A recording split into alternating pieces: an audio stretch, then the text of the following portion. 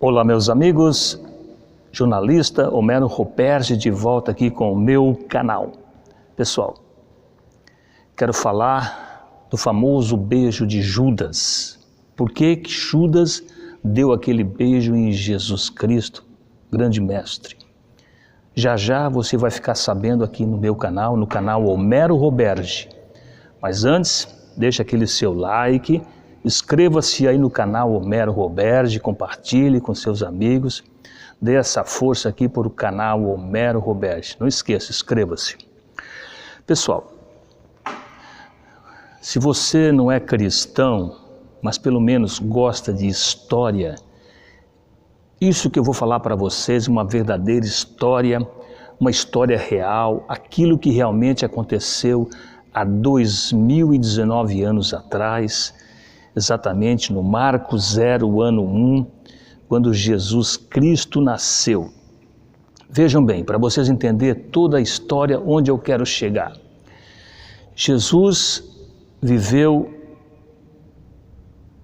na Galileia, não é verdade? Jesus de Nazaré, o grande Cristo, o grande homem, o grande personagem que mudou toda a nossa história, que marcou o ano antes e depois de Cristo. Realmente foi um cara fabuloso, uma pessoa extraordinária, um ser iluminado, um ser realmente que mudou toda a nossa história. Vamos por partes então, até chegar no beijo de Judas, o dito grande traidor. Vejam bem, Jesus viveu ali na Galileia 33 anos, foi crucificado, certo? Foi crucificado, morreu na cruz, no terceiro dia ressuscitou, e na época que ele esteve ali, nesses 3 anos de vida pública, ele fez vários milagres, ele mostrou como a gente tem o poder da mente, como o ser humano pode usar a sua fé para se ajudar. Ele pregou o amor, ele pregou o bem, ele pregou uma nova vida, enfim. Depois que ele foi crucificado, ele ressuscitou, ele subiu aos céus, toda essa passagem aí, ele não deixou nada escrito, ele apenas falava, ele comentava, ele conversava com seus apóstolos, com os amigos que o seguiam, ele fazia o sermão, o grande sermão da montanha. 70 anos depois de Cristo, o ano 70, aí sim começaram a aparecer os evangelhos, começaram a aparecer aquilo que Jesus dizia, os apóstolos, as pessoas que viviam ao lado de Jesus, eles começaram a escrever os famosos evangelhos. Então tem os 4 famosos, né? E depois apareceram outros que são considerados apócrifos, que é dito que são deixado à margem, como o evangelho de Tomé, o evangelho de Maria Madalena, o evangelho de Judas. Enfim, vários evangelhos existem falando da vida de Jesus. Então, e os cristãos continuaram sendo perseguidos, mas 300 anos depois, no ano 300, o grande imperador romano Constantino, ele abraçou a causa, ele trouxe o cristianismo para si, ele viu que o cristianismo estava crescendo cada vez mais, ele trouxe o cristianismo para si, já que a sua mãe também era cristã, ele trouxe e foi fundado a Igreja Católica Apostólica Romana. No ano 300, depois de Cristo, é que surgiu realmente a Igreja Católica Apostólica Romana. Em 325 teve aquele concílio de Nicéia, onde vários religiosos se reuniram, bispos, padres, seguidores de Cristo, seguidores daquela religião que seria dali então a religião católica. Foi feito o Concílio de Nicéia, o primeiro, o número 1, e ali foi feito o grande livro, a Bíblia. Foi reunido o Antigo Testamento e o Novo Testamento. Então, em uma reunião entre eles separaram os 4 evangelhos que está no Novo Testamento, os evangelhos que todos sabem, de Lucas, de Mateus, de Marcos e de João, os 4 evangelhos, e os demais foram afastados, alguns foram destruídos, foram considerados apócrifos. O que significa apócrifos? É marginalizado, clandestino, foram deixados de lado. Então, dali para frente, a Igreja Católica começou a dominar, começou a levar esses 4 evangelhos falando da vida de Jesus.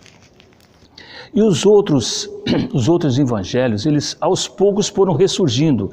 Então, na década de 70, 1972, 73, por aí, foi descoberto no Egito, no deserto do Egito, os manuscritos do grande apóstolo Judas, o considerado o traidor.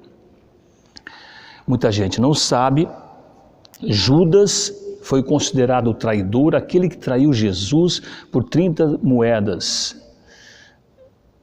Na verdade, isso é o que se prega, isso é o que se diz, isso é o que foi imposto a todos nós. Mas na realidade não é nada disso. Judas era um amigo confidente de Jesus. Por que é ligado Judas ao dinheiro?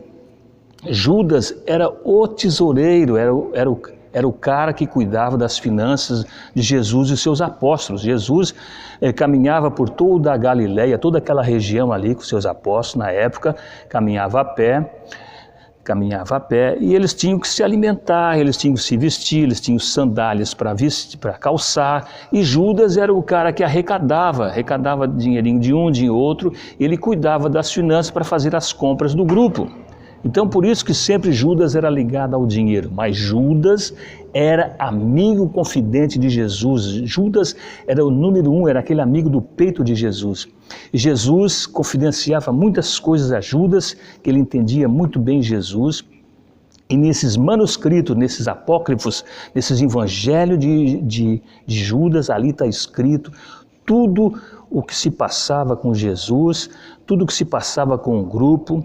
Então Judas não foi um traidor, Judas foi uma peça usada pelo próprio Cristo. Ele pediu a Judas para lhe trair, para lhe entregar, para que se consumasse o fato, para que Jesus fosse ao Calvário, fosse crucificado, ressuscitasse e trouxesse a boa nova.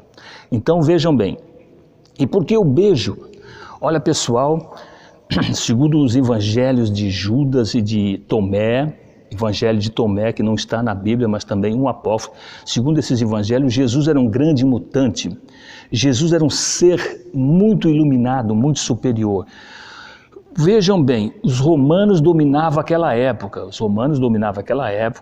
e como é que Jesus estava aqui, estava ali, estava lá, estava acolá, e eles não conseguiam prender Jesus, porque sabiam que Jesus era uma ameaça para o Império Romano. Por que eles não prendiam? É porque Jesus, ele se transformava, ele transformava o seu rosto, ele era mutante, ele se transformava, uma hora estava numa fisionomia, outra hora outra fisionomia. Jesus, ele se transportava de um lado para outro, ele voava, ele transportava de um lado para outro. Só quem via eram os apóstolos, e Judas escreveu isso, está nos manuscritos, encontrado no deserto do Egito, onde Jesus era um mutante, Jesus transformava o seu rosto, ninguém conhecia ele. Uma hora ele estava com uma fisionomia, outra hora ele estava com outra fisionomia. Inclusive, quando Jesus morreu na cruz, que Pilatos esteve lá para conferir, Pilatos disse bem assim: mas esse não é o homem que eu mandei crucificar. Seu rosto é diferente.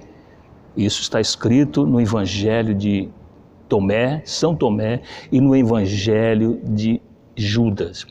E porque o beijo, Jesus disse a Judas: tu vai me entregar. Por isso que Judas ficou desesperado, não queria falar, não, tu vai me entregar e tu vai me dar um beijo. Porque a hora que Judas beijou Jesus, esse é o homem. Porque eles não tinham noção de quem era, ele se transformava, a sua fisionomia mudava totalmente. Ninguém sabia quem era Jesus na real, porque ele se transformava para poder andar livremente por toda a Galileia, por toda a Palestina. Essa é uma realidade, pessoal. Jesus, esse grande ser que está aqui atrás de mim, é um ser especial, um ser iluminado que mostrou, que provou que a gente pode ter o grande poder da fé, essa grande iluminação que todos nós temos. E ele era um mutante, ele era uma pessoa que se transformava em quem ele quisesse, ele tirava dinheiro da boca do peixe, ele ressuscitou pessoas, ele andou sobre as águas. Por quê? Porque ele era um ser especial. E Judas também não era um traidor, Judas era um apóstolo, amigo número 1 de Jesus. Aquilo que ele fez foi para que o fato se consumasse e seguisse a sua morte no Calvário e a sua ressurreição para mostrar a boa nova a todos nós, seres humanos.